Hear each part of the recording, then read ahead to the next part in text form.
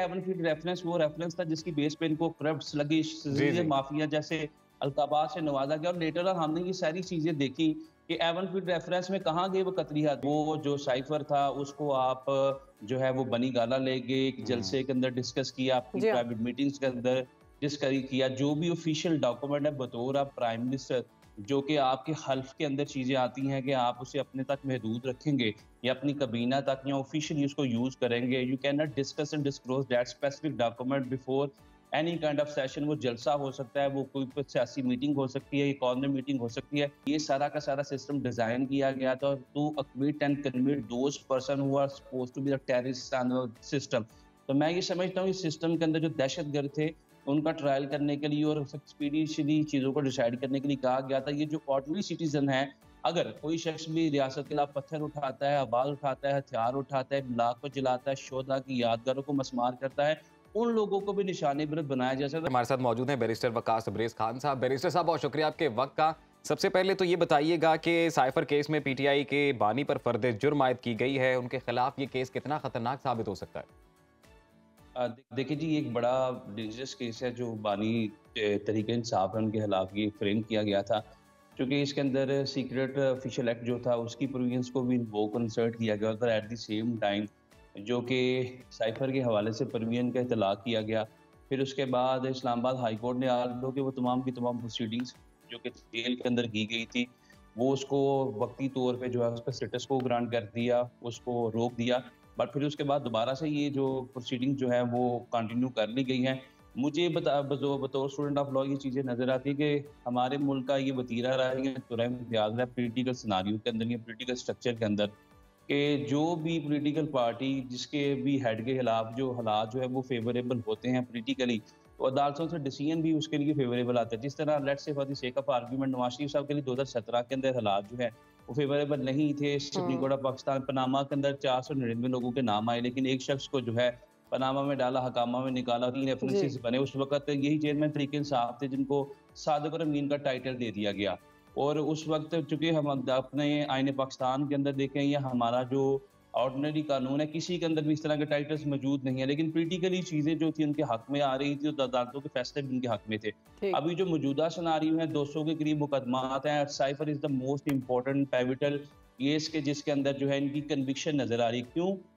चूंकि इसके अंदर जो है वादा माफ गवाह भी इसमें शामिल कर लिए गए और फिर इसके अंदर जो केस की स्टोरी बनाई गई है वो बड़ी मजबूत स्टोरी नरेट की गई कि वो जो साइफर था उसको आप जो है वो बनी गाला ले गए, एक जलसे के अंदर डिस्कस किया, आपकी प्राइवेट मीटिंग्स के अंदर डिस्कस किया। जो भी ऑफिशियल डॉक्यूमेंट है बतौर आप प्राइम मिनिस्टर, जो कि आपके हल्फ के अंदर चीजें आती हैं कि आप उसे अपने तक महदूद रखेंगे या अपनी कबीना तक या ऑफिशियली उसको यूज करेंगे। You can not discuss and disclose that specific document before any kind of session. वो जलसा हो सकता है, वो कोई सियासी मीटिंग हो सकती है, इकॉनमी मीटिंग हो सकती है।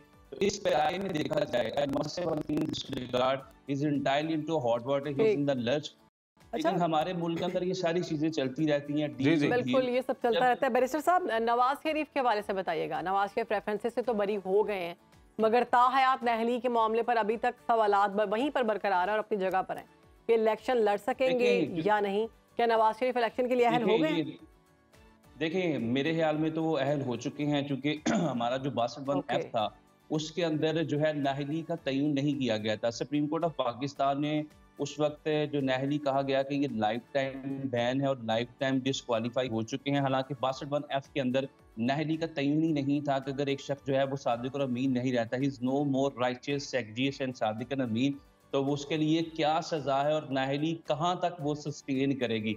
लेकिन सुप्रीम कोर्ट ने उस वक्त इंटरप्रिटेशन कर दी। लेटर ऑन जो है एक ऑर्डिनरी लेजिस्लेशन से जो है वो हमारी पार्लियामेंट ने इसका तयन कर दिया। ये 5 साल है, अगर 2017 से 22 तक देखा जाए तो इलेक्शन एक्ट के अंदर जो तरमीम की उसके बाद ये 5 साल है। उसके बाद मेरा ख्याल है कि जो एक लीगल इम्पेडिमेंट था, कंस्ट्रेंट था या हिंड्रेंस वे ऑफ मियां नवाज शरीफ या शीशा पिलाई दीवार थी, दीवारें चीन थी, वो भी मेरे ख्याल में रेत की दीवार साबित होगी। चूंकि जिस तरीके से सिस्टम ने इनको एयरपोर्ट पे फैसिलिटेट किया, इनके साथ पार्टिसिपेट किया, जलसा गाह पे पहुंचाया, फिर उसके बाद आपने देखा कि एवन फीड रेफरेंस वो रेफरेंस था जिसकी बेस पे इनको करप्ट स्लगिश माफिया जैसे अल्काबाद से नवाजा गया और लेटर ऑन हमने ये सारी चीज़ें देखी कि एवन फील्ड रेफरेंस में कहाँ गए वो कतलियात, कहाँ लेकिन पे गई वो मनी ट्रेल, बैरिस्टर साहब ये इनको बताइएगा वक्त कि से अभी जिस तरह से ये अदालती कार्रवाई हुई है और जिस तरह से प्रोसिक्यूशन ने अपना मुकदमा रखा है, तो क्या लगता है प्रोसिक्यूशन की ये कमजोरी है इस सारे मामले में, या वाकई कोई जुल्म और ज्यादती हुई थी? देखिए जी, 2017 के अंदर ये नवाज शरीफ और प्रोसिक्यूट पाकिस्तान और हिंदुस्तान का हमें मैच नज़र आता था, लेकिन अब ये फ्रेंडली मैच नज़र आता है। और जिस तरह नैब की प्रोसिक्यूशन, इसकी इन्वेस्टिगेशन टीम और जो इसकी इंटेरोगेशन के अंदर जो झोल थे 2017 में भी नज़र आते थे। और इसमें सबसे इंपॉर्टेंट चीज़ वो जज जस्टिस मलिक साहब की जो कंट्रोवर्शियल वीडियो थी, 2 रेफरेंसेस इन्होंने डिसाइड किए थे। फ्लैगशिप के अंदर बाइज्जत बरी किया था और एवनफील्ड के अंदर जो परसों जिसके अंदर इनको बाइज्जत बरी की, उसमें 7 साल सजा दी थी। और दोनों रेफरेंसेस के अंदर मैं ये चीज़ आपको गोशगुजार करना चाहूँगा कि हमारी अपेक्स कोर्ट और सुप्रीम कोर्ट की मुतअद्दिद जजमेंट्स मौजूद हैं।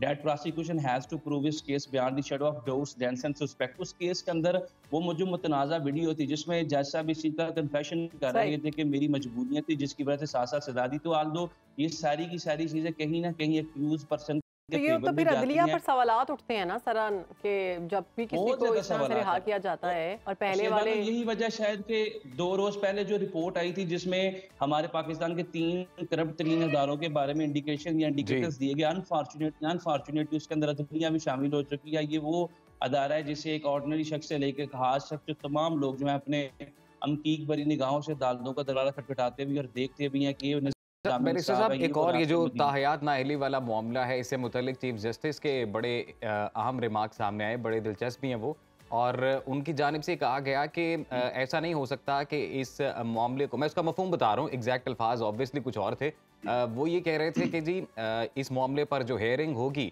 तो उसको इलेक्शन में डिले के प्रीटेक्स्ट के तौर पर नहीं लिया जाना चाहिए। तो यानी कि इससे ये अब लग रहा है कि ताहयात नाअहली वाला जो मामला है वो 8 फरवरी से आगे चलेगा। नहीं, बिल्कुल नहीं चलेगा। मुझे लगता है ये सारी चीज़ें एक्सपीडिशियसली एक परजाइली डिसाइड कर ली जाएंगी।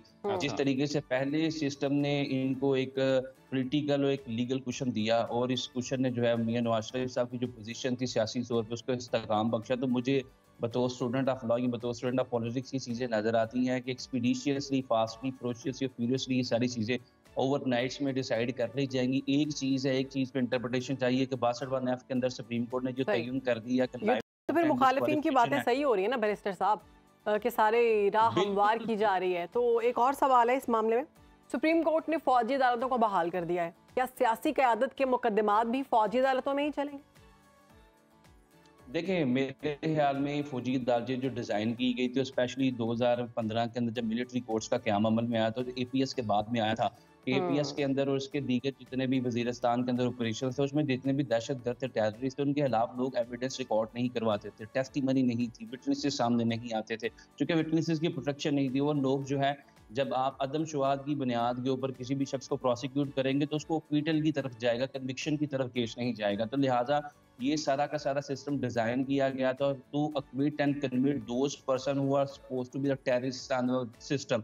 तो मैं ये समझता हूँ इस सिस्टम के अंदर जो दहशतगर्द थे उनका ट्रायल करने के लिए और एक्सपीडिशली चीज़ों को डिसाइड करने के लिए कहा गया था। ये जो ऑर्डिनरी सिटीजन है, अगर कोई शख्स भी रियासत के खिलाफ पत्थर उठाता है, आवाज़ उठाता है, हथियार उठाता है, ब्लाक को जलाता है, शोधा की यादगारों को मसमार करता है, उन लोगों को भी निशाने इबरत बनाया जा सकता है। कल की जो जजमेंट थी शायद चीज़ की जो गमाज़ी कासी तर्जुमानी करती हुई नजर आई। एक लास्टली मैं बात जरूर आपको गोशगुजार करूँगा। देखें, पुलिस के अगेंस्ट कोई शख्स हमलावर होता है, पुलिस के पास ये परमिशन मौजूद है कि आप एफआईआर दे सकें, एफआईए के पास मौजूद है, नैब के पास मौजूद है। आपको याद होगी कि मरियम नवाज ने नैब पे पत्थर मारे थे, उनके अगेंस्ट इस्तगासा दिया गया था।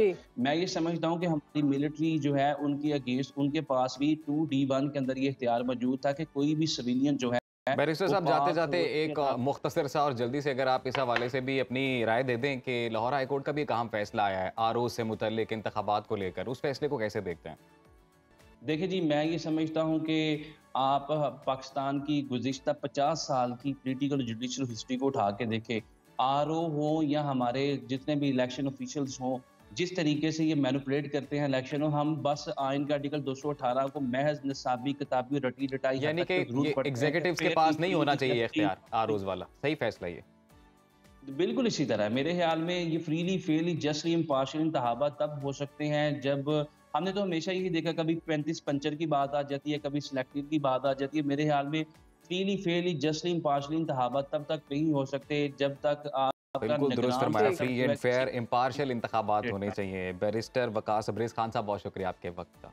बिल्कुल, और उनका है कि नवाज शरीफ साहब की जो नाअहली है वो खत्म हो चुकी हुई है, तो अब देखना ही होगा कि वाकई खत्म हो चुकी हुई है। आप कहीं भी हो, वक्त कोई भी हो, बाखबर रहिए दुनिया के हालात व वाक़यात से।